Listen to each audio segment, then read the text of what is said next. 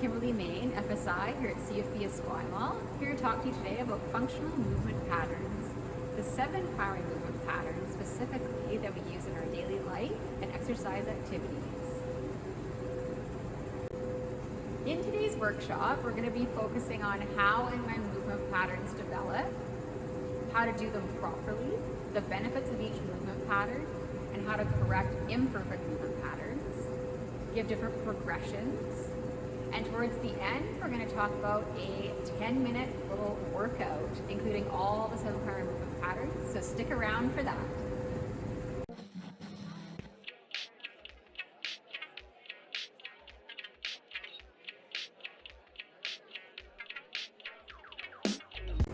So, what is a functional movement pattern?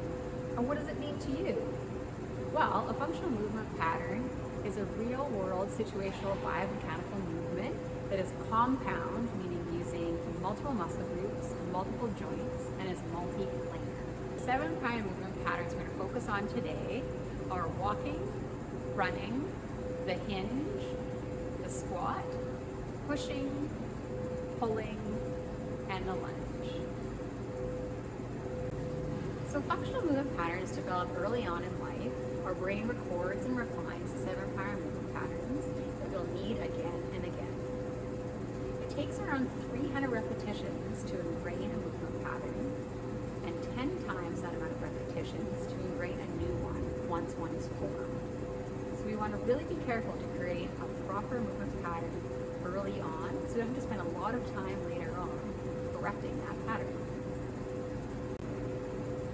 An example is the Gait pattern, which is learned early on in life and refined as we grow. So when we're first learning this pattern, our brain is spending a lot of energy and time ingraining the pattern. But as we age, getting up to 2 or 3 years old, our brain is allowing us to focus on other things as we are walking. For example, adjusting to different terrain, uphill, downhill, or uneven ground. In the next section, we're going to talk about the benefits, how-to, and progressions of each of the 7 primary movement patterns.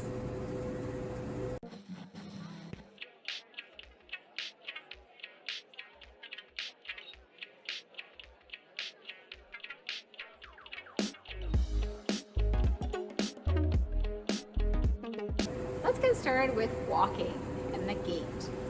So what are the benefits of walking? Well, as most of you know, it improves cardiovascular endurance, allows us to move between required locations with great speed, allows us to have pain-free muscles and joints, increases our energy, improves our lung health, improves our circulation and digestion, gives us greater core strength, and better balance. So, next we're going to talk about how to walk properly in great detail. Next, we're going to talk about how to walk properly and how to run properly. Starting with good posture. So if you have a dowling or anything that resembles a dowling at home, a broomstick or something, you can place it along your spine, touching the back of your head, your upper back, and your hips. So once you place that in position, this is the neutral spine position, which is the natural curves in your spine, and it's the place where your spine is strongest and your core musculature is working properly. So to start off, we're going to start by stepping forward, placing our heel down, moving through mid-foot and pressing off with the toe.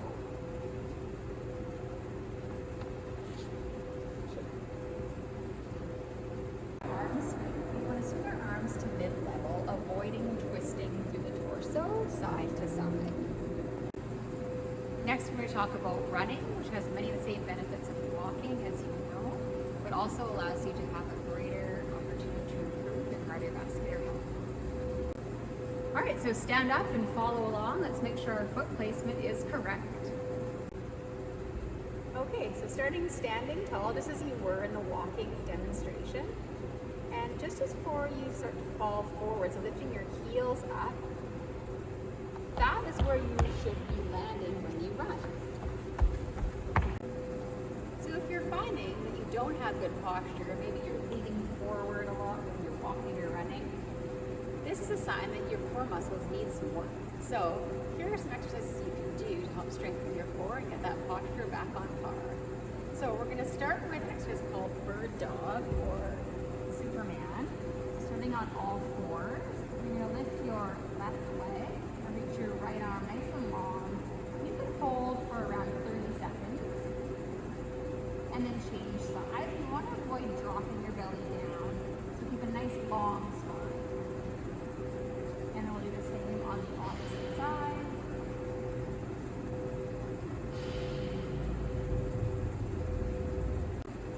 The next two exercises are the plank and side plank. So you want to bring your elbows under your shoulders, push back through your heels, have a nice long spine. You can also drop your knees down if that's a little bit too difficult to start with. You can hold for anywhere between 10 seconds and a minute.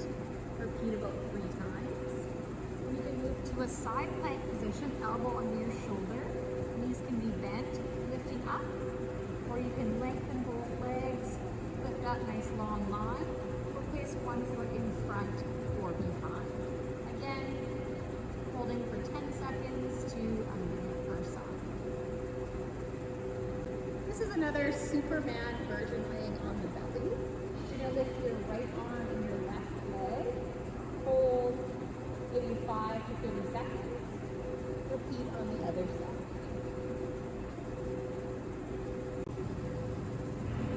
Next, we're going to talk about the squat and why is it important in our daily lives and how do we do it properly and what are the benefits.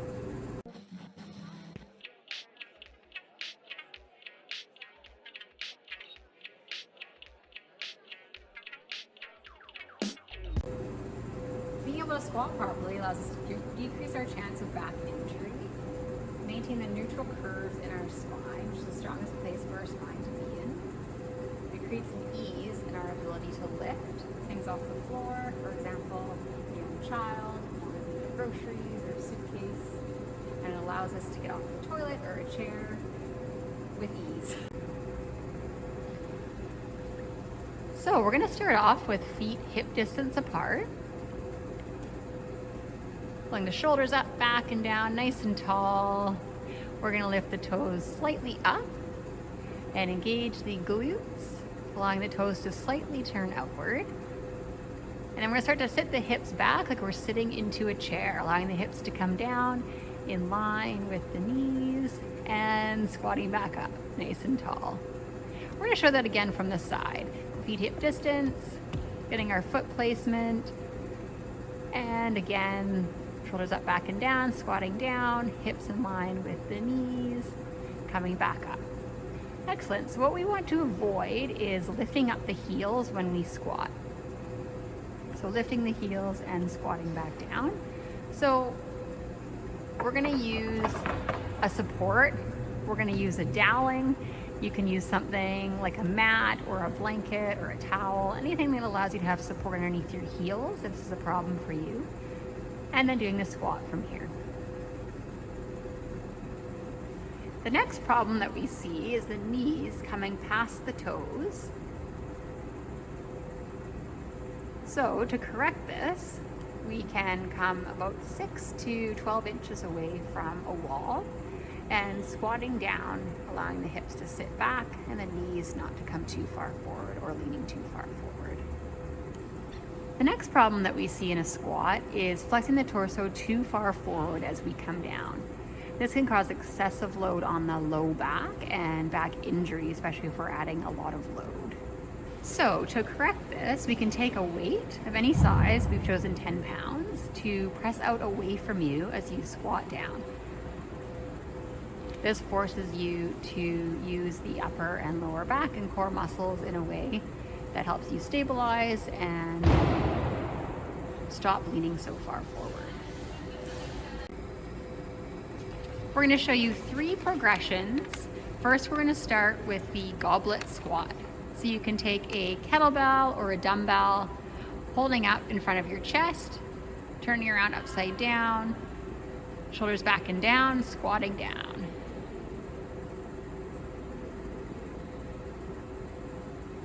Good. And from the side.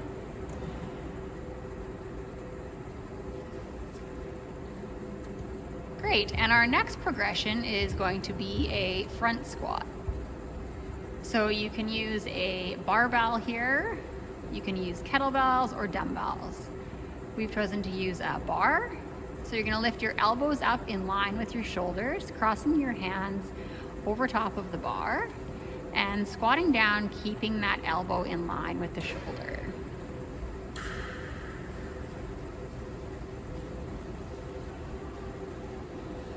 And from the side.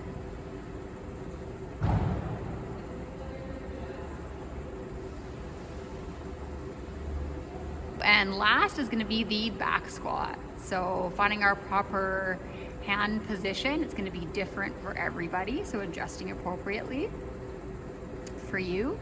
Placing a bar up and behind the head, making sure we are not resting on the neck, but slightly below on that trapezius muscle. Elbows slightly lifted, shoulders slightly retracted, and we're going to squat down until the hips are parallel with the knees and back up.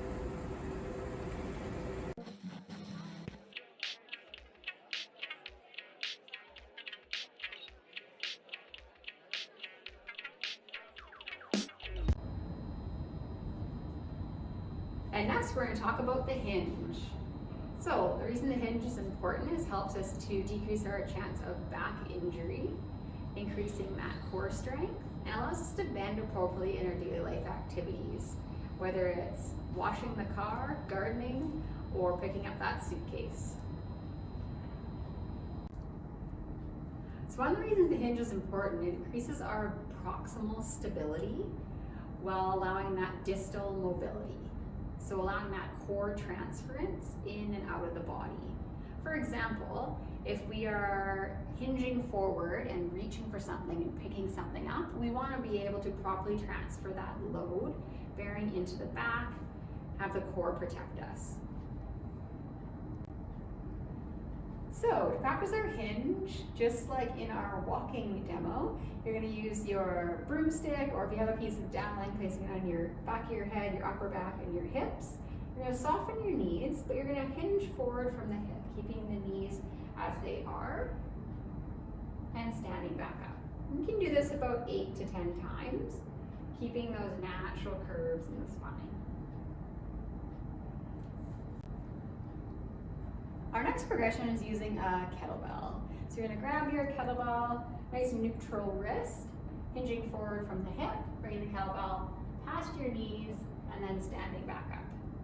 This is called a Romanian deadlift.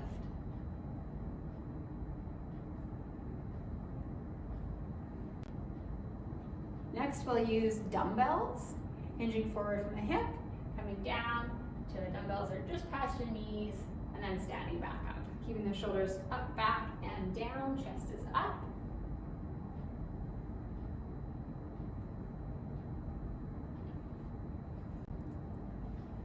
Our last progression is with a bar or barbell. So keeping the bar close to you, moving the hips back, and the knees are slightly bent. It's like you're sliding the bar down along to get to the knees, and slightly around the knees, back just below, down to the shins, and standing back up. Making sure that the bar isn't floating out away from you. Keeping it nice and close to the body. Deadlift exercise helps to strengthen the quads, hamstrings, glutes, abdominals, and low back.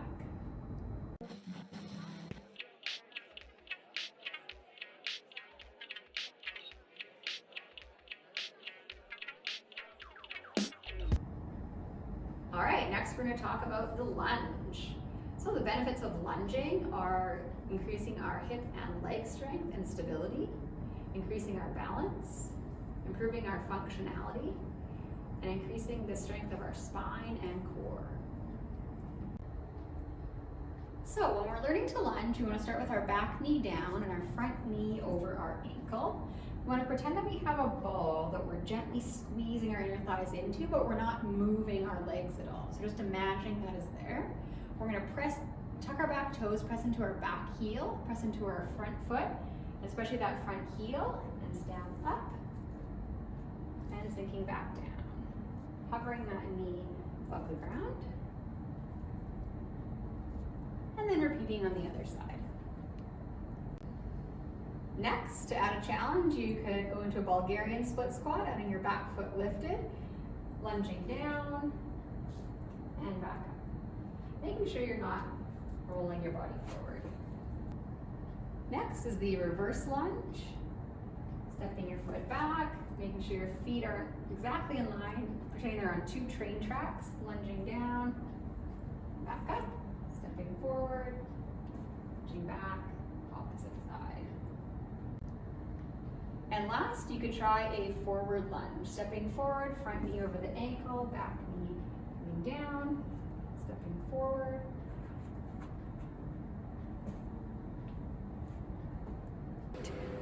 Next, we're going to talk about the pulling pattern.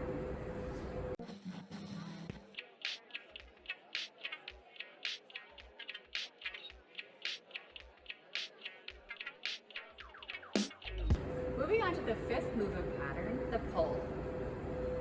Well, most people sit a lot during the day, which inhibits our posterior chain along the back line of our body from working well. So the posterior chain is a primary mover for forward propulsion, including movements such as jumping, pushing, pulling, running, hopping, twisting, walking, squatting, bending, and even getting in and out of a chair. When this happens, the prime movers take a back seat and our stabilizing muscles do the big jobs. This makes our supporting system does all the heavy work, and it leads to daily aches and pains, usually in our neck and back. So we want to try to avoid poor movement patterns, and we can do this by adding pulling exercises to our exercise routines. So first we're going to introduce and perfect the inverted row, which is a full body stability based position that we want to be able to do before moving on to either horizontal pulling positions or vertical pulling positions.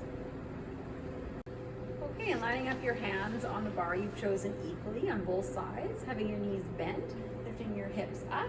You're going to pull up to chest height and back down. Keeping a nice long line. You can lengthen your legs out as well, keeping a nice long back line in the body. Make sure you're not rounding the shoulders forward, pulling up and back down.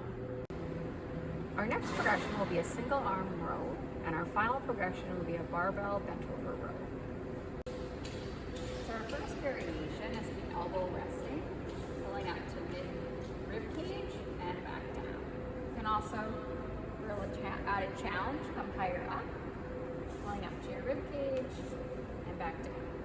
You want to avoid rotating, pretending you're starting a lawnmower. And next, the bent over row. You can use any weighted bar. Coming over, flexing forward until you're dropping down to the bar slightly above your knees in a nice hinge position, neutral spine. You're going to pull up, keeping elbows close to your sides, to your rib cage, and back down.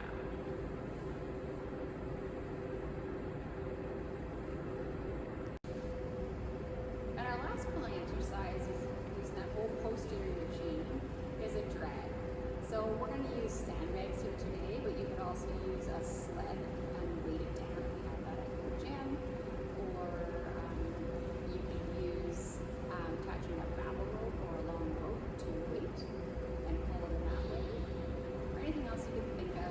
You're having to keep your body nice and long or in a hinge position to pull something. So we're just going to show what many of you have to do for your force test anyways is the drag. So we're going to pick the sandbag up, grabbing in a good carry position, interlace your hands or not. You're going to start to walk backwards, making sure that you're not rounding your shoulders forward, shoulders back over the hips.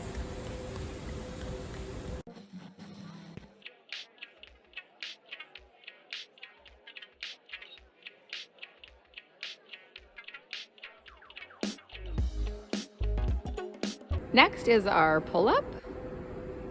Starting with the body nice and long, shoulders down onto the back, pulling up to chin is up and over the bar, and back down to full extension.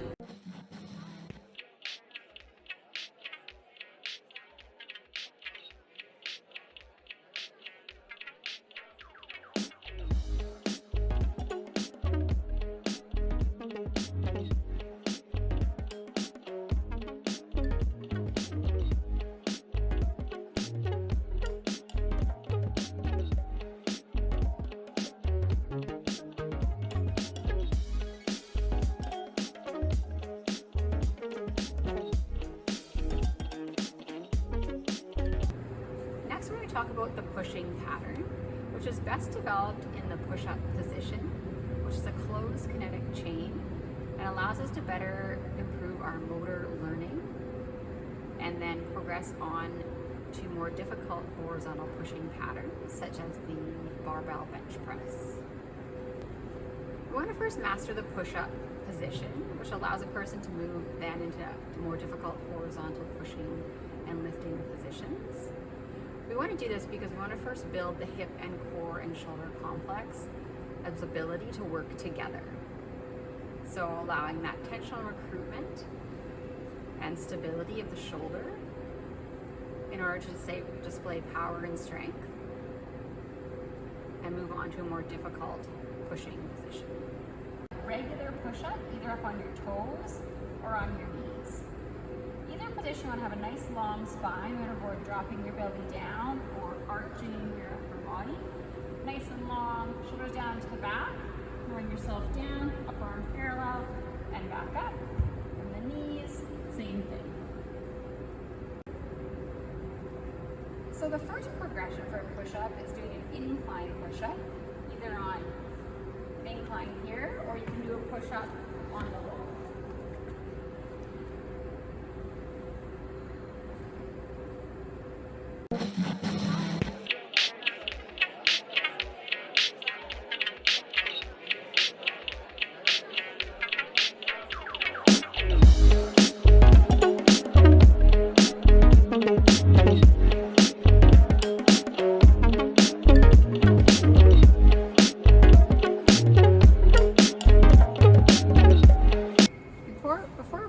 From the horizontal push to the vertical push, we want to be aware of how well our shoulder and upper body is functioning with the rest of our body.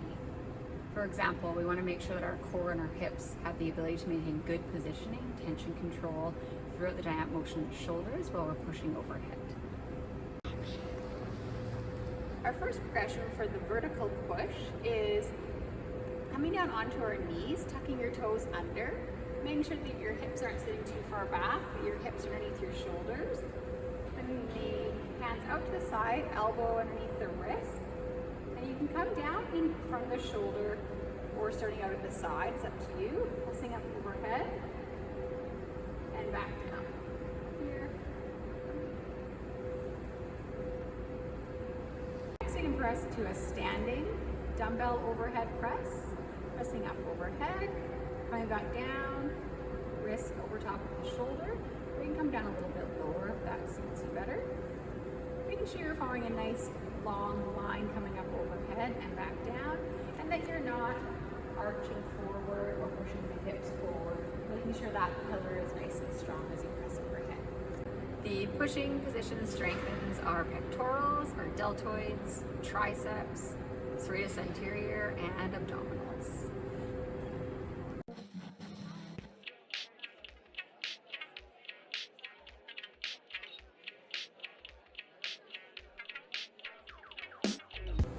And last but not least, we're going to talk about the carry. So the carry is helpful in daily life because it helps us to move through space with smooth and stability and control, which is most important in our daily lives. Whether we're carrying a shopping bag, carrying a suitcase, carrying something in our workout, this is something we really want to be able to do functionally with good, strong stability. Carrying a load helps to stress the core in the way that it was designed to function, which is transfers of load in and out of the extremities. And ensuring that we are challenging our core in this way also helps us to improve our proximal stability with distal load, which is really important when we're trying to improve our athletic performance, or recovering from an injury, or have pain, or just want to function optimally in our daily life. So our first carry is using a kettlebell. You pick the kettlebell up. You want to make sure you're in that good hinge position, that deadlift position. Standing up, making sure that your shoulders are staying level. You're not dropping off to one side. And then you're just going to start to walk. Usually maybe around 20 meters, a good distance, and then walk around.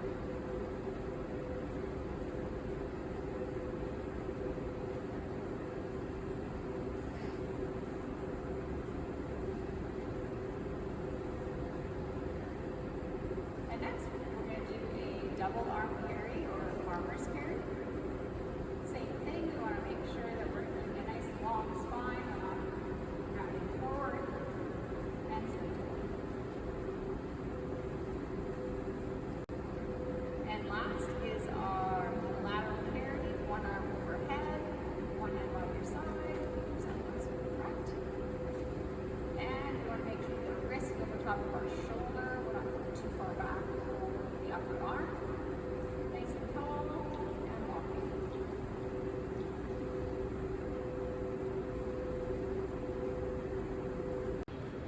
The carry exercise helps us strengthen our core, our shoulders, our upper back, arms, our quadriceps, hamstrings, glutes, hip flexors, calves, and helps improve our grip strength. So thanks so much for coming out and watching our video today with these 7 primary movement patterns. Now we're gonna put those movements to the test with this next video. So grab your fitness gear and let's do this.